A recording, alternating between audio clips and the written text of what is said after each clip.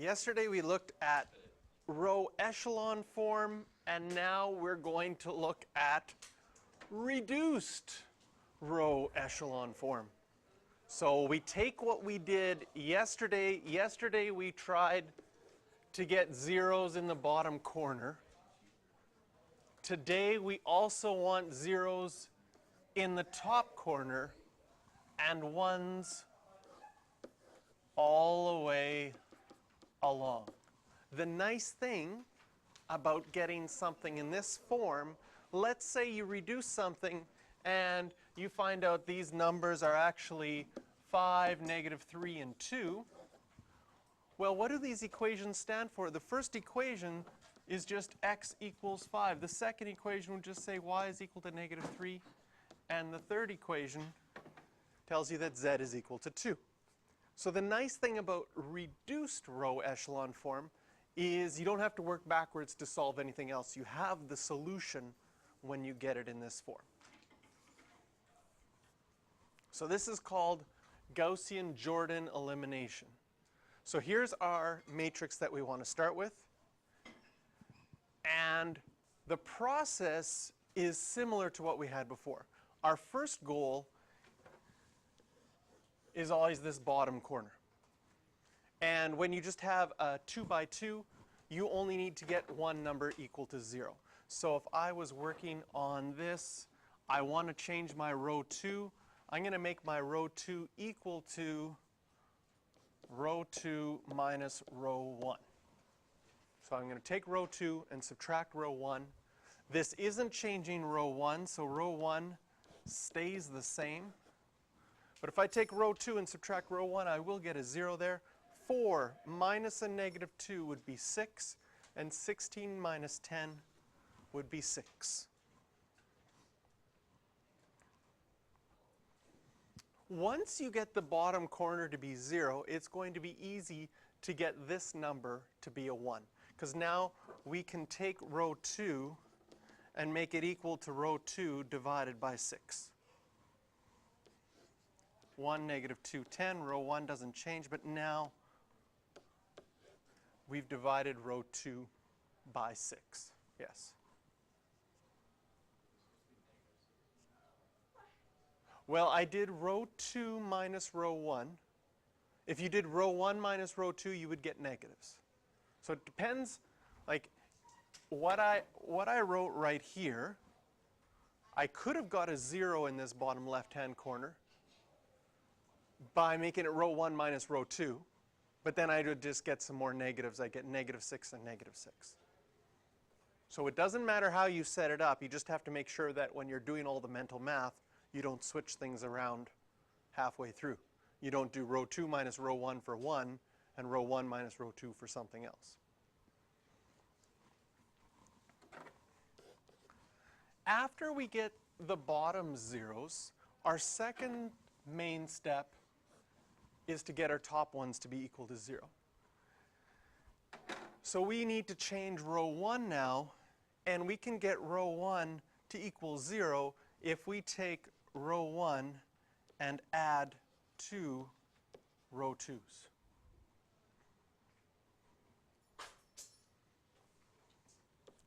So this time we're not changing row 2, so it stays the same. And if I take row 1 and add 2 row 2's, this will still be a 1. This one will now be a 0. And row 1 plus 2 row 2's, this will become a 12. And now it's in reduced row echelon form. This would tell us that x is equal to 12 and y is equal to 1. One way you can check to see if you're right is you can go back to your original equations.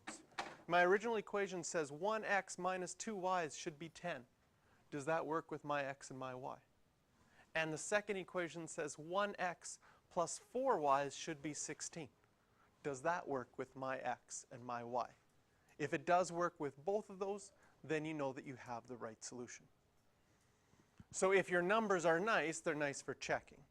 If our numbers ended up being, 135/47 and 86/13, it's It's not so much fun to plug it back in to check, but you could still work with those fractions and do that.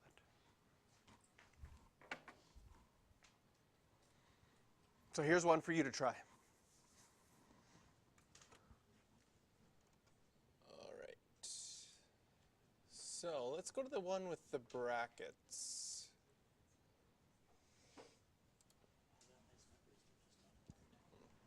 So if we take our brackets, multiply things out, and rearrange our equations, we can have 2, 1, 14, 3, negative 2, 7. And now, the first numbers aren't nice together, right? Because we have a 2 and a 3. So you're going to have to, if you want to get this to be a 0, you're going to have to multiply one of them by 2 and another one by 3, and then subtract them to make it equal to 0. But then you do get a nice number. You can already tell here that y is going to equal to 4.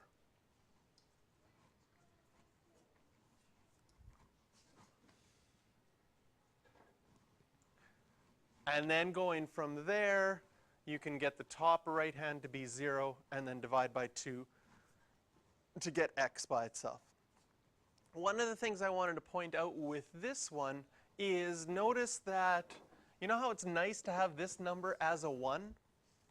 It just doesn't work out right now to do that unless we go to fractions. Like I could have made this a 1 by dividing the top by 2, but then you're going to get a half in this top right-hand corner, right? So it's okay not to have that as a 1 right away. The other thing that people sometimes do in a question like this is they decide, why should my x's be my first column? Why couldn't my y's be my first column? What would happen if I put my y's in my first column? Then I would have a 1 there. This would be 1, 2, 14, and this one would be negative 2, 3, 7. And you could do that way too and solve it. And it might be a little bit simpler.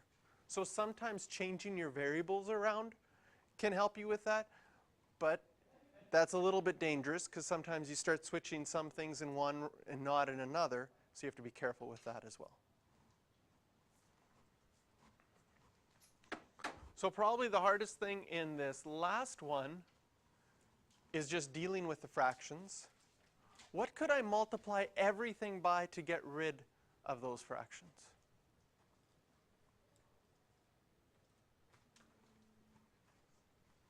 I could multiply by 54 because that's 9 times 6, right? Is there a smaller number? 36 would work too. Is there a smaller one? 18, right? And so what am I really looking for between 6 and 9? I'm looking for that lowest common multiple, right?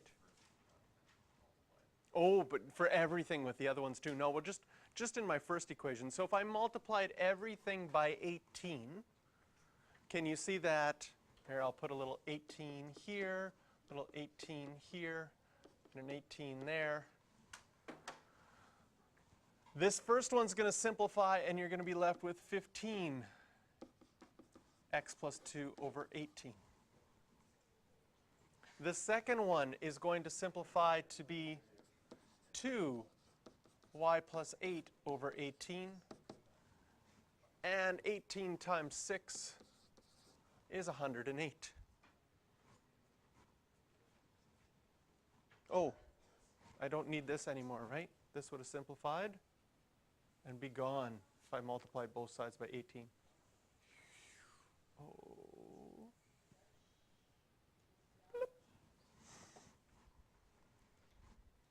So if I multiply both sides by 18, this is what would be left. I was sort of using two different techniques at the same time. Another technique, like I multiplied everything by 18 and simplified. Another technique that sometimes people use in this situation is to write everything over a common denominator. So you would have had 15x plus 2 over 18 plus 2y plus 8, nice, recovery, over 18 equals 108 over 18. And once you get a common denominator for each of them, what could you do? Then you could multiply by 18, and you would get this exact same thing. So working that equation out, you're going to get 15x plus 30 plus 2y plus 16 equals 108. So we have 15x plus 2y equals, subtract 19 on both sides. Is that right? No, I don't need to subtract 19. Subtract 46, that's close to 19. I guess I just missed that 0. Subtract 46 on both sides. She'll give you 62. So there's our first equation. We just had to do a bunch of algebra to get it to that point. Second one, too. I can multiply everything by 12, or I could get everything over. I'm going to multiply over 12 first, if you like that method better. Multiplying everything by 12 will give me 8x plus 4 minus 15y equals 21. And so 8x minus 15y equals 17. Have we made any mental math errors? Not that you've noticed? Uh-oh. Okay, that sounds like a good thing. So now, looking at our equations, though, when we set up 15, 2, and 62, 8, negative 15, and 17, we're going to run into some very big numbers right away. If I want to get a 0 down here in row 2, how could I do that? I could take 8 times row 1 and minus 15 row 2's. This is sounding like it's mental math disaster. Okay, but will that work? Yes. So row 1 doesn't change. So as long as you can rewrite row 1 without a transcription error, you'll be good there. And now the fun begins. So this will be 120 minus 120, which is what we wanted. This will be 16 minus, or actually plus, 225.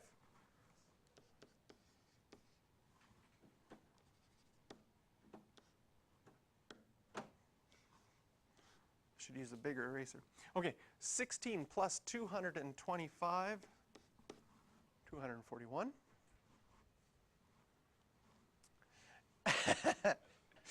Yay. Okay, so this will be 496 minus 224. 496 minus 224. 496. Did I make a mistake? 496. It's 268? Wow. That's pretty nasty. Okay, so we've got, what did we say? We've got 496 minus 255, sorry, mental math error. 496 minus, it's 241? Ah, there it is. There we go. Yeah, 15 times 17 is 255, not 224. That's 14 times 16. Oh, and it looks like our math is going to be good, because now we can divide that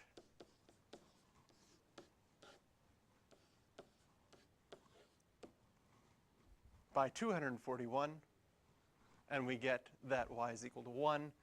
And now we can take row 1 and make it equal to row 1 minus 2 row 2's. 15, this one doesn't change. 0, 60.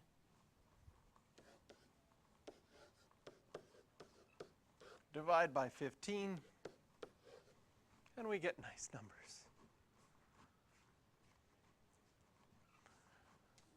But our calculations were pretty high there for a bit. So this is with a 2 by 2. Okay? Now we're going to go Here, I'm going to go to the other slide where it's blank. Now we're going to go to a 3 by 3. Now, when we figured out our Gaussian elimination for our 3 by 3, our Gaussian elimination, we wanted zeros here. Do you remember that you found these two first and then that one second? We're going to start that way. Get those two first, that one second. Once we've got this, this will be easy to get that to be a 1. And then we do the upper corner in the same way. We get these zeros third, and finally that 0 last. So what does it look like? Well, first of all, when I look at my equations, it doesn't matter the order that you write them in.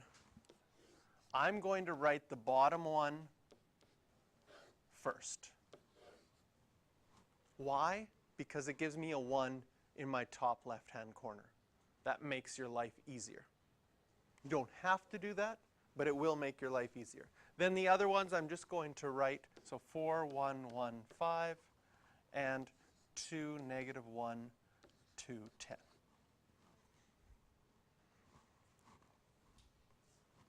So first, I want those bottom two corners to equal 0. I can do both those calculations at the same time. That would mean I want row 2 to be row 2 minus 4 row 1s. And I want row 3 to equal row 3 minus 2 row 1s. So row 1 isn't changing.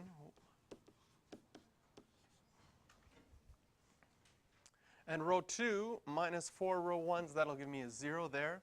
1 plus 8 will be 9. 1 plus 4 will be 5. And 5 minus 8 will be negative 3.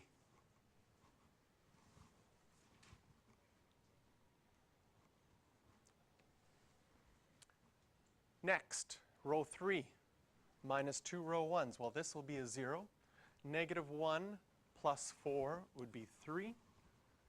2 plus 2 will be 4. And 10 minus 4 will be 6.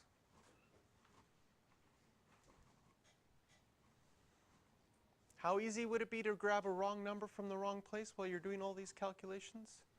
Super easy. So you have to be really careful as you're going along. One of the things that you can do as a check, and I'll show it to you right at, you have your answer key. I'm going to show you in a second how you can put this into your calculator and get reduced row echelon form from your calculator, is if you have your answer key, if we know what y and z are supposed to be, you can plug them into these mini equations and see, do my mini equations still equal? Is 3y plus 4z equal to 6? If it is, I know that that line is correct. I haven't made a mistake. If it isn't, then I know that that's where I've made a mistake.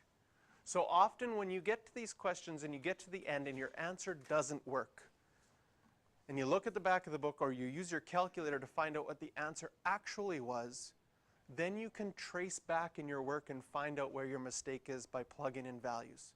Because if you plug in y and z at this point and it doesn't match with what the answer is, then you know you've made a mistake there, and you can recheck those calculations. That just can save you some time trying to find your mistake. So now we want this to be a 0. So I'm going to make row 3 equal to row 2 minus 3 row 3s. So row 1 and 2 aren't changing. But now row 3, row 2 minus 0, this will still be 0. 9 minus 9, 0. 5 minus 12, negative 7. And negative 3 minus 18, negative 21.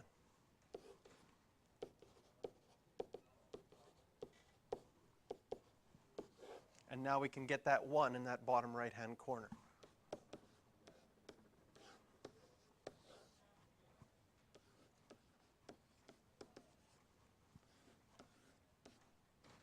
So dividing by negative 7 is telling us that z is going to equal 3. So we got everything in our bottom corner. Now we want to get zeros, the top two zeros on the right-hand side. So I want to change row 1 and change row 2. Each time that you're going to be doing that, you're now going to be using row 3 because it has zeros. Row 3 has zeros in the x and the y columns, so it's not going to affect anything in the x and the y columns of anything else. So I can just look at row 1 and say, if I take row 1 and add it to row 3, that'll give me a 0 where I want to have a 0. If I take row 2 and I take row 2 and I minus 5 row 3s,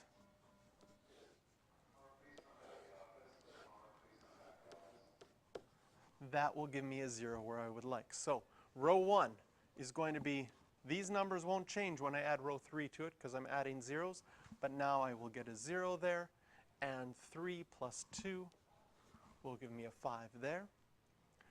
Row 2, these ones won't change because I'm adding zeros, but when I subtract 5 row 3s, 5 minus 5 is 0, and negative 3 minus 15 can be negative 18 there. And so now we have solved for z, and if we divide by 9,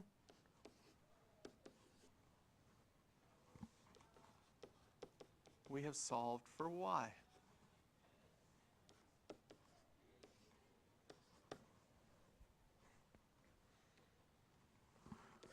The last thing we need to do is get that last 0.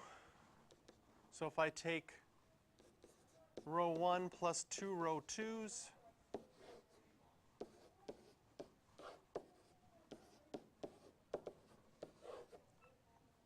I will get a 0. And row 1, 5 minus 4 will be 1. Good. Easy as 1, 2, 3.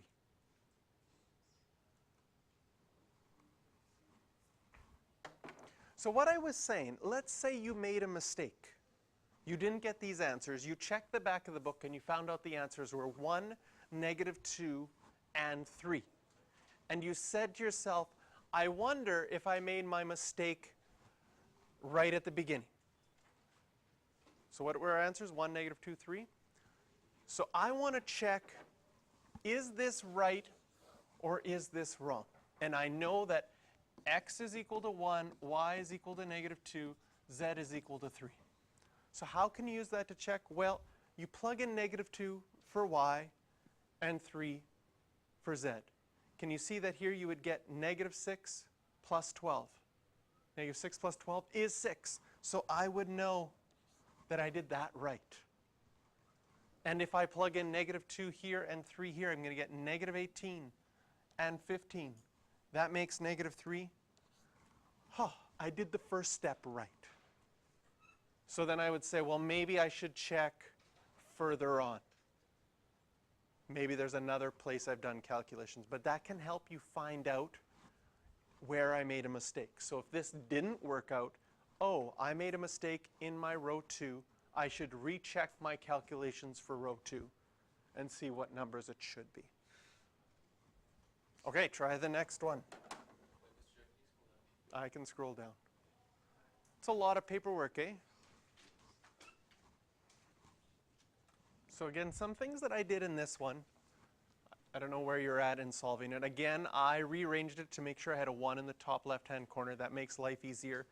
Then I could get my zeros to begin with. And sometimes, especially when your numbers are going to be big, sometimes I just take some time just to make the numbers the same. So it's an extra step. I could have done this all at once to make this next one a 0, but with that 16 and that 12, I found out I have a lowest common multiple of 48. So I'm going to just multiply row 2 by 3 and row 3 by 4 to get them to be 48s. That's small calculations for each of them, and then subtract next. It may mean you make one less mental math error. And if you make one less mental math error, that is significant in matrices, because only one mental math error can cause a disaster to happen.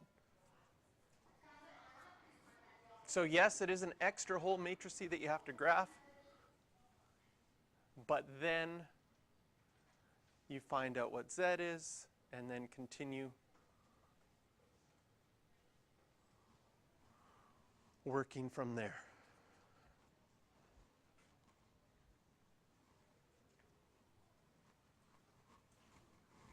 And all the numbers are nice in the end.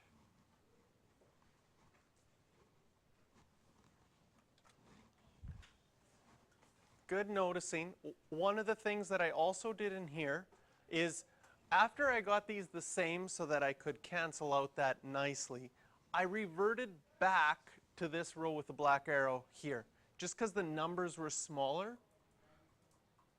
So I just undid what I did to row 2 just to make it have smaller numbers with the 16 and the 7. You could keep the 4821, but I can add in here that I change row 2 back by taking row 2 and dividing it by 3 again.